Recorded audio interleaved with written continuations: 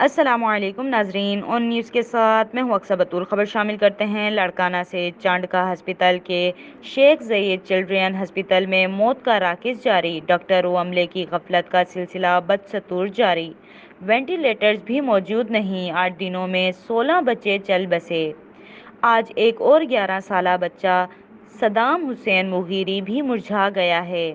فوت ہونے والے بچے کے والد خمیسو مغیری نے کہا کہ 3 روز قبل چانڈکا ہسپتال کے ایمرجنسی وارڈ میں بچے کو داخل کروایا تھا، جس کو ڈاکٹرز نے اسی وقت نکلوا کر بچوں کے وارڈ شیخ زاید چلڈرن ہسپتال منتقل کروانے کو کہا۔ چلڈرن ہسپتال میں میرا 11 سالہ بچہ صدام حسین مغیری کو بہتر علاج و معالجت فراہم نہیں کی گئی ہے اور ڈاکٹرز بھی غائب تھے۔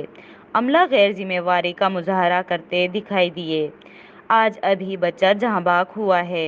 چوتھے جماعت کا طالب علم تھا، جو کہ لاڑکانہ کے قریبی گاؤں اللہ بخش مغیری کا رہائشی تھا۔ رپورٹ کرتے ہیں کرائم رپورٹر اختر وڑائچ، آن نیوز لاڑکانہ۔ لائک کریں، کمنٹ کریں، شیئر کریں اور بیل آئیکن کو پریس کرنا مت بھولیں۔ دیکھتے رہیے آن نیوز۔